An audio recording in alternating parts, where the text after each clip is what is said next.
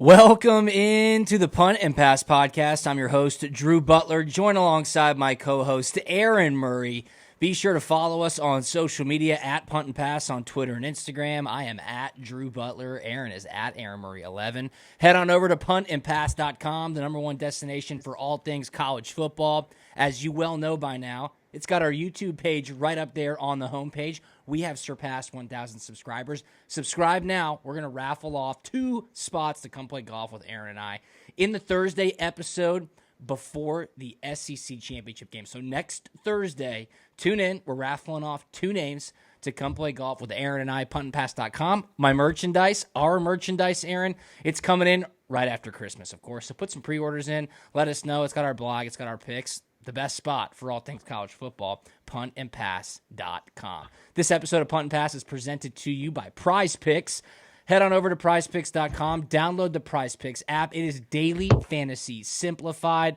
Look, Prize Picks has been an awesome partner to Punt and Pass for the past 3 seasons. And, of course, Thanksgiving week is the best week to get active on Prize Picks. You're around the family. Maybe you love them. Maybe you don't love them because you've been around them so much. There is so much sports on TV. Pull up your phone. Use the promo code PUNT. You get a 100% deposit match up to your first $100. You can make 10x your entry on Prize Picks this Thanksgiving. Make the holiday better. You can do cross-sport entries, NFL, college football, NBA, college basketball, NHL, golf. It's got it all, Aaron. It's the best. PrizePicks.com. Download the Prize Picks app. Use the promo code PUNT, and you get a 100% deposit match up to your first $100. Aaron, happy Thanksgiving, brother. 5th year we've been doing the podcast on Thanksgiving. It's pretty amazing, and you're working on a Friday, so you got to travel. We're taping this on a Tuesday night because it is a holiday after all. Yeah, man. Happy Thanksgiving to you. Happy Thanksgiving to all of our listeners. It has been it's been a heck of a year. Been a fun year, fun 5th year. But yes, I will be spending my Thanksgiving in a hotel room in Fayetteville, Arkansas. Hey now, eating ice cream and watching some football at least. We got college football. We got the Egg Bowl. NFL's going on. Yep. It should be a good day. So yes, a little bit sad. I won't be with Mama and little man and the girls, but I will get my sweet potato casserole and ham, not turkey. We're going ham. You don't go turkey? On Saturday. Turkey's too dry for me, man. I can't do it. I'm going ham. Who's cooking your turkey, dude? Who is cooking your turkey? I mean, I've been in places that have catered turkey. We've made turkey. We fried turkey. I'm a ham guy. I love some ham. And plus, you can have ham the next morning with breakfast. Okay. I ain't trying to have turkey and eggs with breakfast. I don't discriminate. I probably will hold this against you. I don't necessarily love that take. Turkey is awesome, especially at Thanksgiving. I love Thanksgiving. You're going to be alone. You can text me. Hey, get down on some Prize Picks, dude. Make it exciting while you're by yourself. And also, I do want to announce that we will be letting everybody know what our Prize Pick contest is for this holiday season next week. So next Thursday, tune in for that as well. We gave away some awesome prizes last year. We'll be doing the same exact thing, so we'll give you all the information on that. But Aaron, you can get on social media. We'll talk to you. We'll help you through this. I love 2 specific, I would call them Thanksgiving movies. Planes, Trains, and Automobiles is a Thanksgiving movie. It's fantastic. Steve Martin, John Candy, hilarious. And also, Meet the Parents, one of the most underrated movies of all time. Ben Stiller, Owen Wilson. That is a Thanksgiving movie. It is hilarious. Be sure to watch that. Are you a parade guy, Drew? Are you watching the Macy's Day Parade? Okay. Yeah, I usually get up. I work out. I do get on the Peloton bike. Out? Yeah, I work out early Thursday morning. I gotta at least make myself feel better because I go all out during the day. I mean, I eat everything. I drink anything. We do watch the parade with the girls. It's fun. We help cook. We go hang out with family. I can't wait. Happy Thanksgiving to everybody. All right, let's jump into these news and notes. Kick off this Thanksgiving week. It's week 13. It's rivalry week. It's the last weekend of the regular season. It's just insane how fast this has gone by. And the college football playoff rankings just came out. I think as expected, Aaron, after Ohio State's amazing performance last week against a top 10 ranked Michigan State team, they jumped Alabama. They are now number 2. Alabama is back to number 3. And don't look now, but Cincinnati comes up to number 4. Michigan is 5. Notre Dame is 6. And I didn't mention it yet because everybody already knows. Georgia is ranked number 1. I would say the committee actually got it right. And I also would say they couldn't really mess it up because things are going to play out this weekend. Ohio State plays Michigan.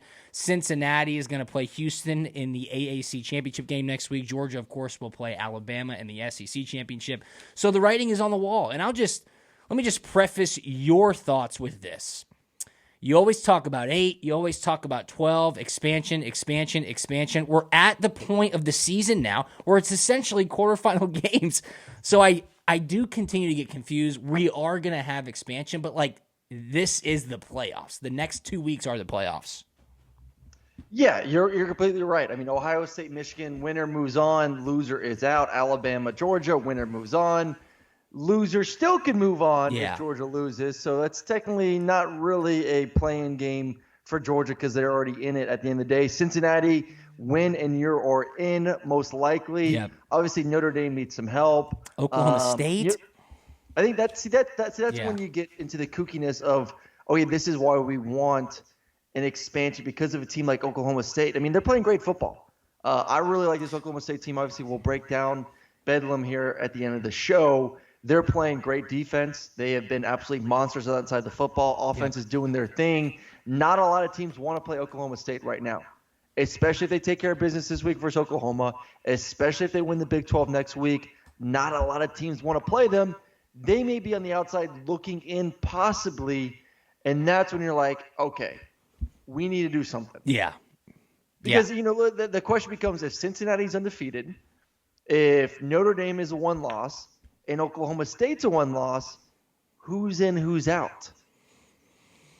If Georgia and Ohio State, do what they need to do these next 2 weeks. Yeah. I would again and again. Which I mean, listen. At the end of the day, Cincinnati may lose. Cincinnati may lose this weekend. To East Carolina on Friday. So short good football week. Team. Yeah. Good quarterback. I actually had Cincinnati at Eastern Carolina 2, maybe 3 years ago. I guess 2 years ago, since it would have been at Eastern Carolina, and they could have and should have actually beat Cincinnati. That's the year Cincinnati had one loss maybe. So they're not afraid to play them. They could lose this week. They could lose to Houston. That could answer a question. Obviously, the Georgia-Alabama question could be answered with Alabama losing to Georgia if that does happen. So I think a lot of things are going to happen that are going to clear the picture. I'm just saying there is still a very good chance. I think it's 100% chance that Notre Dame is going to be 11-1. Yeah. I think there's a 75% chance that Cincinnati's 13-0, and I think there's a 75% chance Oklahoma State's 12-1. So there's all good chances, not 100%, but pretty good. Okay, and that's when it gets a little bit weird. Yes, and I would expect it to get weird, right? The odds would say that things are going to get weird, especially when it comes to that 4th spot. You just mentioned it. Cincinnati, Oklahoma State, Notre Dame. You can unsubscribe. You can cancel the podcast if you think I've said this too much. Okay. I want to know what the committee says when they make that differentiation. I want to know if they're talking about TV rankings. I want to know if they're talking about brand equity. I want to know how they would situate Oklahoma State or leave them out if they win the Big 12 and beat Oklahoma. You can't leave them out. Exactly. That's what I'm saying. So that would be, but then where does Cincinnati go? Where does Notre Dame go? I want to know. Is that me being entitled, Aaron? I need to know these things. Call me out. I want to know what the hell they're saying. Because, so in a fair world, if everything was fair, if the scenarios played out where Georgia beats Alabama, Alabama's out. Ohio State wins out, they're in. So 1-2 is set. 1 Georgia, 2 Ohio State. If Cincinnati runs the table, next 2 weeks they win, they move to 3. Maybe 4 if you want to put Oklahoma State at 3 because they won the Big 12. I'm fine with that. Yeah. But the thing I worry about is Notre Dame with their just I'll say it, shit schedule. I was trying to find another word, but nothing felt as powerful as that. Yeah. At 11-1, if they put them over the team that beat them, Cincinnati went to Notre Dame and beat them. Yes. If they put them ahead of Cincinnati, that's nonsense. And if they put them ahead of Oklahoma State, who won the Big 12, that's nonsense as well. So I think that the one team that is going to possibly throw a curveball into this Final Six is Oklahoma State, because as of right now, it looks like you're going to get an SEC team in and you're going to get a Big Ten team in. So Pac-12's out, ACC's out. I don't think the committee can keep a one-loss Big 12 team out of it. I agree with you. It'll be fascinating to see what happens. We're going to talk about Bedlam later on in the show. A huge matchup with Oklahoma hitting the road to Stillwater to take on Great question, Drew. the Pokes. Yes. Would you put a one-loss Oklahoma in, though? I mean, that's a great question. I mean, if you put a one-loss Oklahoma State in, would you not put a one-loss Oklahoma if they're able to win versus Oklahoma State? And then I don't know if they would replay Oklahoma State or if they would play Baylor again. In the I think it would come down to that tiebreaker, which is why Baylor went for 2 late in the game. That would be fascinating. If Oklahoma can beat Oklahoma State twice in 2 weeks, or if they can avenge their loss and beat Baylor. I mean, they are ranked 10th right now, but who knows? Could they jump enough? Yeah, they could jump enough, I mean, depending on what else happens. Could Cincinnati lose, like you said? I mean, it's going to be really fascinating these last 2 weeks, which goes back to my original point of, Aaron, we are in the playoffs right now, right? Yep. It is Thanksgiving week. The playoffs have started. Do not get it twisted. They are playing games. There are games where if you lose, you are out. We are in the playoffs. Usually 4 has worked. There have been 1 or 2 years where the 5th team probably has a pretty good case that they should be in. There also have been a majority of years where the semifinal game is one of them and is an absolute blowout. Okay, so be careful what you wish for when you talk about 8, especially be careful what you wish for when you talk about 12. When you're discussing teams like Notre Dame or Oklahoma State can earn it. That is your potential blowout game in the semifinal. So who knows? But it's fascinating. And again, it will probably play itself out, but it's fun to pontificate, especially heading in to a holiday weekend. I have an announcement to make. I have just signed a 10-year extension with the Punt Pass podcast. I will be doing this podcast until 2032. I will be paying myself $10 per week. These coaching extensions, Aaron, are insane. James Franklin just inked a 10-year extension. It's being reported that Mel Tucker is working on a 10-year, $95 million extension. 2 of the hottest names in the coaching market, supposedly, are now off the table. So where do these teams go? I mean, they're going to start picking guys off. I would expect some top-name assistants to take some big-time jobs. But James Franklin, a guy whose name always circulates, especially when you're talking about that USC opening, he's staying put at Penn State. Thank goodness that we can stop talking about James Franklin because it has driven me absolutely nuts. You know how I feel about James Franklin. I think he is a good coach, and that's about it. I don't think he's worthy enough to go to LSU, which I think is a top 5-6 job in America. I don't think he's good enough to go to Florida, and I don't think he's good enough to go to USC. I think is he just perfect enough to stay at Penn State? Penn State is his Mount Everest. He has climbed the top. He has reached there. And he needs to milk that baby for as long as he can. So good for him for getting that 10-year contract. And he's going to milk that puppy and make a lot of money. So congratulations to him, and congratulations to everyone who doesn't have to hear his name anytime a coaching vacancy pops up around the country. So amen to that. Yeah, that's all I got to say. You certainly will hear his name next season when more vacancies come about. No, you won't. Unless what's his buyout? Who the hell knows? Who the hell knows? I don't know where his buyout is. It says his buyout, if he leaves this year, is reportedly set at $12 million per Mandel. It drops to $8 million and $6 million in 22 and 23 respectively. Yeah, so he is definitely not going to see all 10 years of that agreement with Penn State, but he's at Mount Everest, as Aaron Murray has said so eloquently. I think it's a good fit for him. That Big Ten East is pretty crowded, especially when you think about Harbaugh at Michigan. He's not going anywhere. We'll see what happens after this weekend. Ryan Day, I'd be interested. Is he a potential NFL guy down the road?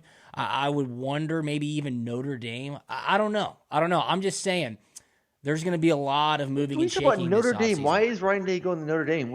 Are you starting this rumor? You know what I think is possibly Brian Kelly. Brian Kelly might hang him up, and they would go after Luke Fickell. I'm telling you that right now.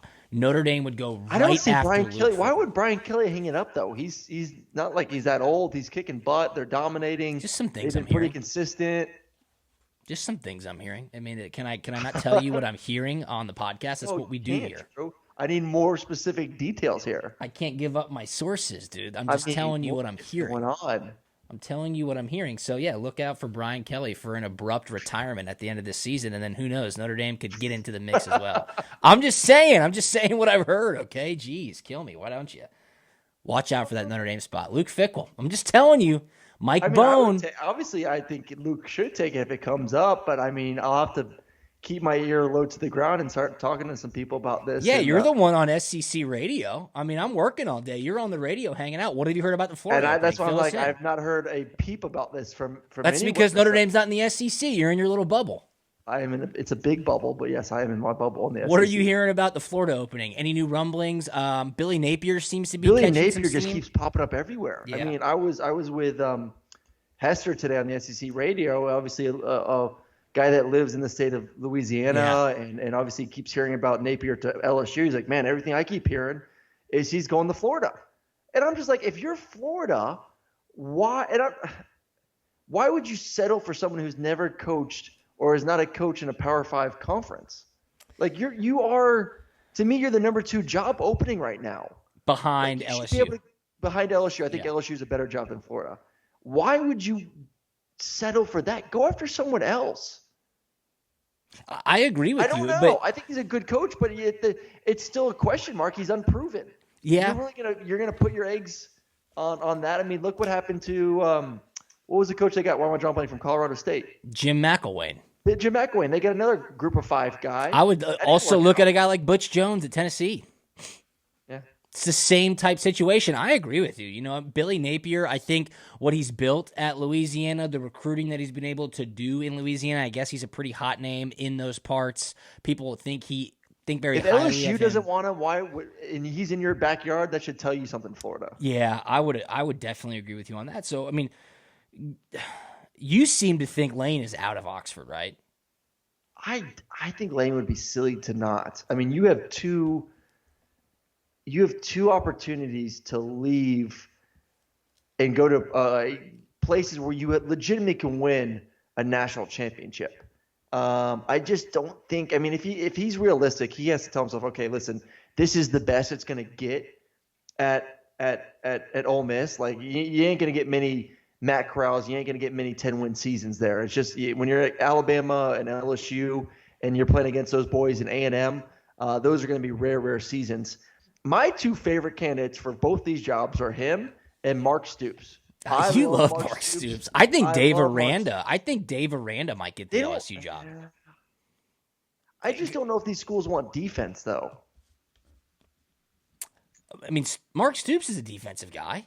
Yeah, but at least he's a lot more proven, man. If you can win consistently at Kentucky and they beat Florida and LSU this year, I mean, I think that's pretty eye-opening to win those games. I know those schools aren't. Florida's awful. Florida's awful. I understand that, but still, it's still an image thing that Kentucky is beating both those schools in football in the same year. I mean, I know you hate Kentucky. I don't hate Kentucky. You're getting mixed up. I don't hate Kentucky. Just look around the SEC Kentucky. East. The SEC East has been awful for the past 4 years. Awful. They're a good football team, and what he's done there has been remarkable. So I think he deserves a shot with the big boys at a big boy table. That's all. I think that would be fascinating. And it will also be telling. I don't know if this would really become public information or not. It would be telling if those big boys don't come at least knocking on the door saying, hey, what's up? Are you interested? I mean, who else is out there? Bill O'Brien? I don't know. I would not be a fan of a Bill O'Brien hire if I was an LSU fan. You and I talked about it last week. Lane Kiffin or Dave Aranda at LSU. I think that's the choice they have, and it's like red pill, blue pill. And then at Florida, I think your second pick. I know Scott Strickland, the athletic director, came out and said, we're Florida, we're first pick. We're not scared to get into this coaching market because we're the Gators. Well, I mean, I would be a little bit scared because LSU is out there and USC is out there, and who knows who else could come up. And you got to go up against Georgia every single year, which is real. People think about that much like they think about jumping into the SEC West during the Alabama years when Saban and that crew. Well, especially when you look dominant. at what Florida's done with their coaches, you're like, okay, do I really want to go to somewhere where Kirby has built a monster that is just getting bigger and bigger and bigger? If I don't win against Georgia in 3 years, am I out of a job? Because right now, Florida's not going to beat Georgia anytime soon based on the rosters. So are you gonna hitch your wagon to that, knowing that in 3 years, if you don't win one game in Jacksonville and you ain't in Atlanta representing the East in the SEC championship game, you're gone. Yeah. No, I know. Really interesting. You talk about that roster as well. Georgia been blazing on the recruiting trail. I don't necessarily keep up with recruiting that much, but I'm also hearing rumblings, Aaron, that the number one player in the nation, Travis Hunter from Collins Hill, right here in our backyard, who has been committed to Florida State for quite some time, might be expected to flip to Georgia here in the coming weeks. Could you imagine my boy that? Drew's got all the inside scoops. Dude, I'm just telling you. That's what I'm hearing. Number one overall recruit in the country. And why wouldn't he? Why is he committed to Florida State? Does he have a connection there? Do you know? I have no idea. He must like the tomahawk chop. Go Seminoles. I'm just telling you right now. You see what Georgia's been able to do, getting those top 10 guys in the nation to commit. Why wouldn't you get the number one guy and say, let's create this dynasty that Aaron Murray talked about on Punt and Pass last week, right? I mean, let's jump all on board. And I think Travis Hunter, who's the guy who could immediately be a legend in Athens coming from Swanee or Lawrenceville, or however you want to deem Collins Hill, could be really interesting. Why would you not go to Georgia if you freaking live 45 minutes away?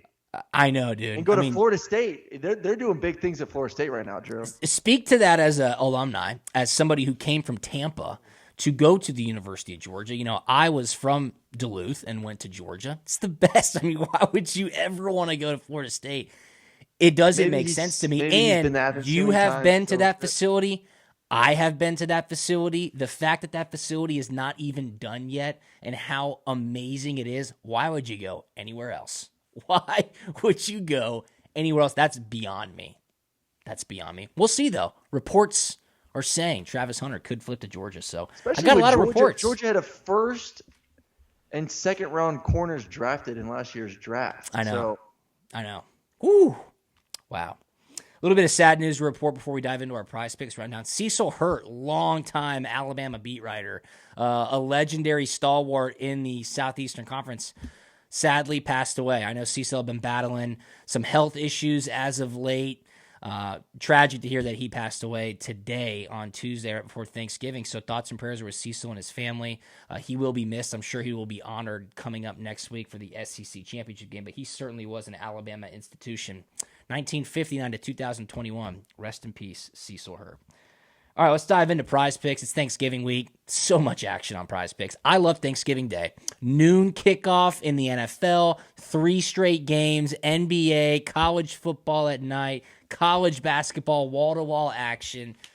You can do cross-sport entries. You can win 10x your money. Use the promo code PUNT. Download the prize picks app. You get a 100% deposit match up to your first $100. Egg Bowl. Egg Bowl Thursday night. Top 25 matchup in the Egg Bowl. This could be my flip the field free pick. But let's start with these quarterbacks. 2 great quarterbacks. Matt Corral last week announced that he is done after this year. He's going to the NFL draft. And Will Rogers, Mississippi State, one of the hotter teams in the SEC. They should have beat Arkansas a couple of weeks ago, and they would be like on a 5-game win streak, I want to say. But Matt Corral at Prize Picks right now, 276.5 passing yards over or under, Aaron Murray. Matt Corral, 276 passing yards. I'm going to go over, man. This is a big night for him, big opportunity. I think this is going to be a high-scoring football game. I think this is going to be an absolute sprint of a game. This game is in Starkville as well. I know it's in Starkville. Yeah, I know. And I like Mississippi State's defense, but I think this is Matt Corral. The receivers are getting healthy. He's getting healthy. I think they go out big in this rivalry game. I'm going to go over as well because I do expect an offensive shootout. And Ole Miss right now in the college football playoff is ranked number 9. I mean, they are playing for a New Year's Six bowl. So they have a lot to play for. Mississippi State, obviously, playing for pride, playing for that Egg Bowl victory. Mike Leach, Lane Kiffin, what an awesome coaching matchup. Matt Corral, 1.5 passing touchdowns over or under. Do you think they're just going to air it out, or will they keep it on the ground with Ely? No, they're going to air it out. I'm going to go over the passing touchdowns, too. Right, man, you talked me into it. I'm going to have a good night Thursday night sitting on that hotel room eating ice cream. Yeah, buddy. Yes, you are. Egg Bowl, 7:30 p.m. on ESPN. Let's go to Will Rogers. Check out this total, 354.5 passing yards for Mississippi State's quarterback, over or under. I'm going to go over. They don't run the football. They do not run the football. Defense is improved, but I think Mississippi State understands if they want to win football games, it's on his arm. I mean, he has to throw for 300, 400 yards per game if they're going to want to win, especially knowing against the offense that they're going to go against. The kid has been incredible this year. I mean, he's been so fun to watch. His offense has been so much fun to watch. I'm going to go over. I think he has a great game to finish the season off. All right, 2.5 passing touchdowns for Will Rogers. Are we just going full in over on both these quarterbacks? I'm going full offense. You've talked me into it. Explosion. We're going to ride together. We are going to ride together. I think I was watching the Barstool Sports Advisors last week, which is just a great show on Sunday mornings when you're waiting for NFL football to come on, and Portnoy said something like it was an old Bill Belichick quote. If we're all wrong together, we can still be right. It's a great quote. If we're all wrong together, we can still be right. So, Aaron, I'm with you right here. We are over on all the quarterback statistics. Matt Corral, over 276.5 passing yards, over 1.5 passing touchdowns. Will Rogers from Mississippi State, over 354.5 passing yards, over 2.5 passing touchdowns. What about Jerry Neely, Ole Miss running back? This is kind of the X factor here. 72.5 rushing yards and a half a rushing touchdown. Will he get in the end zone? And will they be balanced enough to get him over 73 rushing yards? Yes and yes. So you're going over the whole – all right. I'm telling you, I can see this game being like 50-48, something like that. Okay. I mean, offense on offense on offense. You're talking me into it. I'm going over as well. Over on Jerry Neely, over 72.5 rushing yards. Over. Watch this be like a 20-14 a half rushing touchdown. Could be, but we'll be watching Thanksgiving night. One more pick here in the college football board. Desmond Ritter. Please let me pick under so I don't go Yes, Desmond Ritter, big-time game, East Carolina. You just mentioned it. Watch out. East Carolina could sneak up on Cincy. It's a Friday kick as well. Desmond Ritter, 244.5 passing yards and 34.5 rushing yards. He can get outside the pocket. What do you think about Desmond Ritter? I'm going to go over on the rushing, but I'm going to go under on the passing. All right. All righty. I love that. Aaron Murray says under 244.5 passing yards for Desmond Ritter and over 34.5 rushing yards. Head on over to PrizePicks.com. Download the PrizePicks app. Use the promo code PUNT. You get a 100% deposit match up to your first $100. Happy Thanksgiving. Here is our Egg Bowl rundown with some Desmond Ritter action as well. Hopefully, a lot of offense on deck. Matt Corral, over 276.5 passing yards, over 1.5 passing touchdowns. Will Rogers, over 354.5 passing yards, over 2.5 passing touchdowns. Jerry Neely, Ole Miss running back, over 72.5 rushing yards, over a half a rushing touchdown. And Desmond Ritter on Friday, Cincinnati, under 244.5 passing yards and over 34.5 rushing yards. PrizePicks.com. Download the PrizePicks app. Use the promo code PUNT. 100% deposit match up to your first $100. All right, let's get into Punt, Pass, and Pick. It is the last week of the regular season, but of course, we get one more week with Conference Championship Week to see who is going to hoist the trophy for Punt, Pass, and Pick. You have a one-game lead. You're 33-27. I am 32-28. The locks are a different story. Can we get a trophy? Huh? Can we make a little mini trophy? Sure, I can get you. Or maybe we can call Chappis and see if we can get a call Punt, Pass Chappis. Call Chappis and tell him I want the most preposterously big trophy ever for a Punt, Pass, and Pick ever. Okay? Give me an actual field goal post that I can put up in my backyard, and we'll just call that the trophy. I'm serious, Regulation though. size. We should get a trophy. We should do that. I'm horrible in my locks. I'm 4-10. You're 7-7. So congrats to you. Hats off. And I think winner of locks should get a point. Okay. Well, then I'm screwed. And then I got to make a. You're down 2 now. You're down 2. Right. Okay, lock I got you. Something. I'm just saying, lock should mean something. I like that. All right, cool. Well, then I'm going to get a point this week because I'm going to win my lock. The big game kicks us off at noon on Saturday. Number 2, Ohio State at number 5, Michigan. This kickoff is at noon on Fox. Ohio State an 8.5-point favorite. The total, 64.5. Jim Harbaugh is 0-5 against Ohio State as the head coach at Michigan with an average margin of loss of 19 points. Michigan's defense, pretty stout this year. C.J. Stroud and that Buckeyes passing attack is electric. Michigan's 9-2 against the spread this year, Aaron. A lot of trends would point to taking the points with Michigan at home, but how can you trust Jim Harbaugh on the spot? I can't. I can't trust him. I can trust this offense for Ohio State, I'll tell you that. They have been electric, and what they've shown me the past 2 weeks is they are learning to dominate, not just to win football games, but to absolutely killed their opponents, and I absolutely love it. I mean, that is the mentality you need if you want to win a national championship. They are now getting that mindset. I just don't know how you slow down these receivers. You know, the way you're going to do it is Michigan's two defensive ends who are pretty darn talented. They got to get after C.J. Stroud. I mean, they got to terrorize him from the first snap to the last snap. They can do it here and there. I don't think it's going to be consistent enough to slow down this offense. Give me Ohio State. Give me Day. I can't trust Michigan in this type of football game. Yeah, I'd have to be crazy to think that Ohio State with that offense is going to get slowed down by Michigan. You just said it. Michigan's only chance is getting after C.J. Stroud, like really getting after him, making him have to make quick passes, not allowing plays to develop, and for Olave and Wilson to get behind the secondary where they can air it out and get chunk play after chunk play. I don't think Michigan will be able to do that. I know that this is such a big game for Jim Harbaugh, and if they win, they're in, right? They're going to go to the Big Ten Championship. They will beat Wisconsin. Michigan would. I have a very hard time believing that Michigan can elevate their play in this weekend's game. Ohio State's defense has really been the story of their new kind of found life. I know the offense gets all the love, but their defense was atrocious early on in the season. They have really corrected that side of the ball. I lay the 8.5 as well. There's no way you get me to pick Michigan in this spot. I know the entire public will be on Ohio State as well. I know getting more than a touchdown, 8.5 for a home dog is enticing. It is the big game. I'll go with the trend. 0-5, average margin of loss by 19 points. Lay the 8.5. We're taking Ohio State. Sorry, Jim Harbaugh.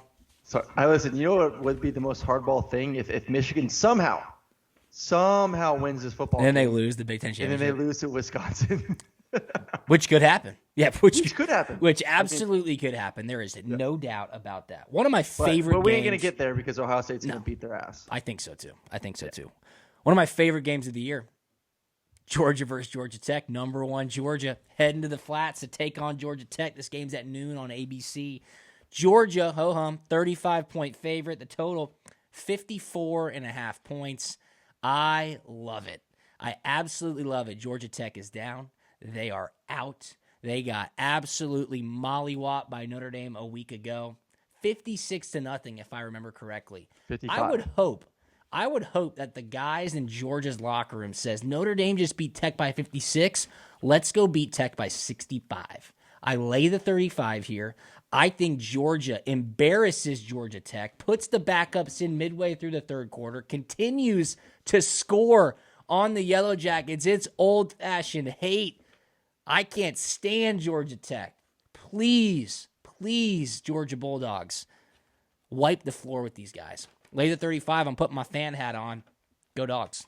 I'm with you too, man. If Notre Dame could beat them 55-0, Georgia better beat them worse than that because it's going to be what? It's going to be like a Vanderbilt home football game because there's going to be way more 85%, I would say. Seriously. Yeah, it's going to be a home game. Everyone in Atlanta wants – I mean, the year Georgia's having, if you live in Atlanta and you want to go watch Georgia football, this is a perfect opportunity. Shoot, I land at like 9 o'clock in the morning. I may get Maddox and bring my butt over there. Do it. And watch the game myself. You want to go, Drew? Bring the girls? Let's go. Maybe. Oh, you know what? This is bad. Iron Bowl. I got to be at home watching the Iron Bowl with Jackie. She's Alabama. It's a big game. Leave it at half. Go for the first half. The game will be over. You'll be back by the kickoff. All right. Let's call Chappas. See if he can. Since there'll be so many Georgia fans there, if he can present us with giant trophies at Georgia Tech on the field, maybe they'll let it happen. I don't know. There you go. We'll see what happens. I'll shoot him a text. But I'm with you. I think Georgia right now mops them. There's no. They could look past them and they can still beat them by 35 points. I'll just tell you that right now. Yeah. So, yeah. Speaking of looking past, the Iron Bowl, which we just mentioned, is at 3:30 p.m. on CBS. Number 3 Alabama heading to Jordan-Hare to take on Auburn Tigers. Alabama's a 19.5-point favorite. The total here is 56. Obviously, Auburn, no Bo Nix. They have had 2 collapsing losses the past 2 weeks. TJ Finley will be the quarterback.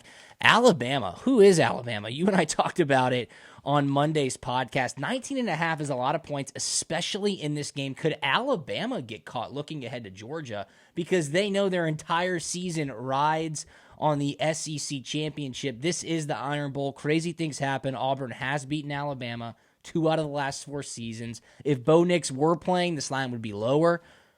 I think I have to take the home dog here. 19.5 is a ton of points.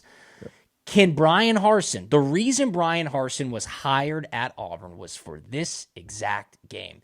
Can he scheme something up, even with the backup quarterback, to keep this game close? I think so. I'll take the 19.5 points.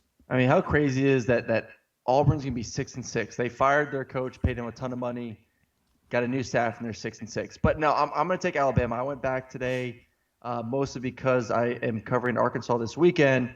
Watched the game this past weekend between Arkansas and Alabama. And the defense actually for Alabama was doing their thing. And there's a couple really big pass plays, which were really impressive passes by KJ Jefferson. Some back shoulder fades that Treylon Burks turned into big plays, and one he turned into a touchdown. That kind of made the game closer than it probably should have been. Auburn doesn't have that type of receiver. They got no Burks. Their receivers are average. TJ Finley is below average. I think Alabama shows up, plays well on defense. We know what they can do on offense. I think they run away this game because I think the message is, hey, boys, it doesn't matter what happens in Atlanta if you can't win this football game this weekend. That's a good point. Yeah, I mean, that is a good I think point. Alabama comes in focused. It's their biggest rival. I think they mop them in anticipation getting ready for Georgia next weekend. So I'll take that 19.5. Right. Auburn's just not good without Bo Nix. It's the Iron Bowl. Crazy things happen. I know. And, I would feel I you know me, about 5 weeks ago, I was like, man, listen, the way Auburn's playing, the way Bo Nix is playing, the way Alabama's playing, I wouldn't be surprised if maybe they sneak out a win in this football game. Yep. Without Bo, I'm telling you, TJ just a below to average quarterback with average receivers is not good. You need a quarterback that's above that with those receivers. And I think Bo was trending in that direction. TJ is not trending in that direction. All right. There you go. Alabama.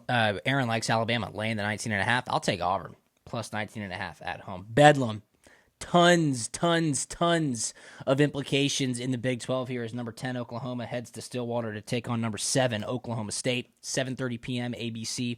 Oklahoma State laying 4. This defense, second-ranked scoring defense in the country. They pitched a shutout against Texas Tech just a week ago. Lot riding on the line here. Oklahoma not usually a dog in this game, but they have struggled in Stillwater over the past 5 to 10 years. Caleb Williams, can he live up to the moment?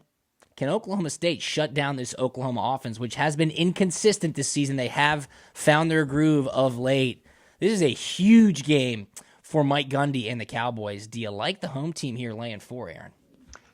No, I like Oklahoma State to win, but I think it's going to be a game that's going to be like 24-21. I think it's a field goal football game. And I know Oklahoma has struggled on offense, but their defense this past month of the season has actually been pretty darn impressive. They're getting sacks, they're getting turnovers, they're keeping them in the ball game, they're winning them ball games as the offense just is absolutely sputtering right now. So Oklahoma State, tremendous defense, a good offense, not a great offense. I think Oklahoma can hold those guys on that side of the football, make this a close game, make it a competitive game. I think it's a 3-point game either way, coin flip. Oklahoma can win.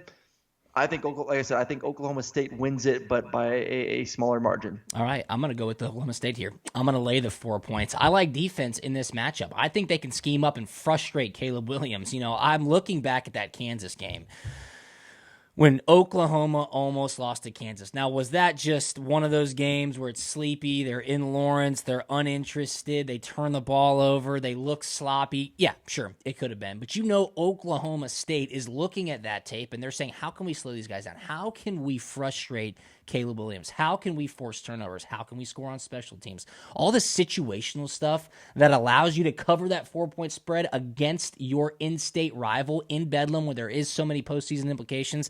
I like Mike Gundy here. This is a huge opportunity for him to stick a feather in his cap against Lincoln Riley. Look, Oklahoma State has been far too inconsistent for me all season long. I think on our Bet Online show, I took Oklahoma. Aaron, I'm switching right here. I'm Punt Pass. I'm laying the 4 points. I'm going with the home team. I love some defense. Give me Oklahoma State. Lay the 4. Let's go to the Palmetto Bowl, okay? I put this game on here because I think this one is going to be intense. I think it's going to be emotional. I think the boys in Columbia are going to be rocking and rolling. Number 23 Clemson heads to Williams-Brice Stadium to take on South Carolina. 7:30 p.m. SEC Network. You better be tuned into this one. Clemson, an 11.5-point favorite coming off that impressive win against Wake Forest just a week ago. The total is 43 points. Let me just tell you right now. Give me the 11.5. I think this night game, this atmosphere, it's sold out. This is huge. If Shane Beamer can beat Dabo in year one and end the losing streak that South Carolina has had to put up with throughout this Clemson dynasty, all they need to do is get after DJU, right? If Will Shipley can't get going and Clemson can't find a run game, you know that DJU, when he gets fired up, he can't hit receivers. Can they force a couple of interceptions? Can they get him off his A game, which is usually like actually a C game? Make it extremely hard for Clemson to find any sort of rhythm on offense. 11.5 is far too much. Primetime home dog, South Carolina, playing with a lot of confidence. Give it to me.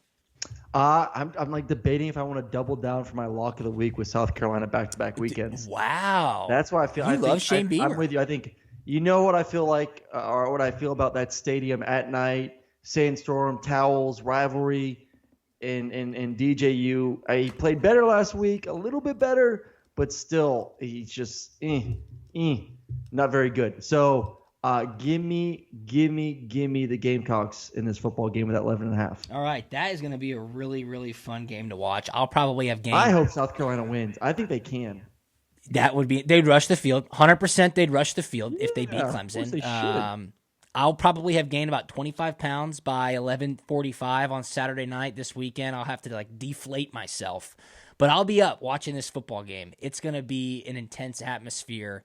I'm fired up to watch the Palmetto Bowl. Are you going to put that as your lock? Are you going to go back-to-back? You did take South Carolina in your lock last week. You're 7-7. A lot on the line. I know. You can get this is over my first 500. chance to go over 500. I'm not ready yet. I'll let you go first. All right. I'm debating if I want to do my Mountain West special as my lock of the week or if I want to go SEC. My flip the field free pick. We're going Thursday night. We're going to the Egg Bowl. Mississippi State. 1.5-point home favorite. Look, Lane Kiffin, checked out. He's taking a new job. Matt Corral already says, you know what, guys, I'm going to the NFL. He's checked out. Mike Leach, Will Rogers, this Mississippi State offense, you mentioned their defense at home, cowbells, hungry dogs run faster.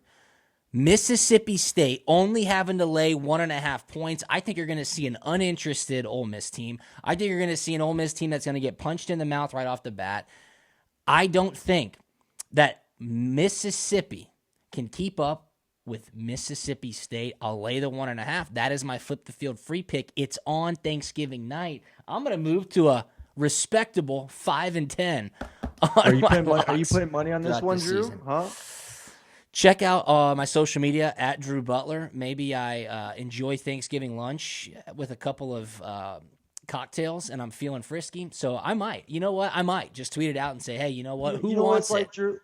It's like the Batman Return when he's in the jail in the cave, and he kept trying to jump, but he had the support system on. Yeah. And the old guy came to him and said, "If you want to get out of here, you need to let that thing go in order to make the jump." Okay. And when you put money on the line, you took the resistance off, Drew. You won. I'm just gonna tell you right now, take it off, let it go. So you're saying $50 again? Venmo $50 challenge? Are you bullying me into that? Or are you peer pressuring me into that? Okay, well, let's do this then. I'm just telling you what worked for Batman. That's all I'm going to say. Let's do this. If you're comfortable with it, I'll propose something. All right? If I lose, first person that tweets at me, you owe me $50 with your Venmo tag, I'll Venmo you $50. If I win, Aaron, you Venmo me $25. Okay, that works. Deal. What is your lock of the week? Nostradamus. I'm going to go Mountain West special here. Let's hear it. I'm going to go Boise State at San Diego State. Boise State, 2.5 points favorite. San Diego State can't score points. They just can't. And I know it's at San Diego State, but really for those who don't know this, they're actually playing in LA. Yep. And they get no fans. Yep. No fans. So there is no home field advantage at all in this football game for San Diego State. Like I said, they've struggled all year to score points. Boise State has been hot. El Fuego in the Mountain West as of late. Won 4 straight games, whooped up on Colorado State.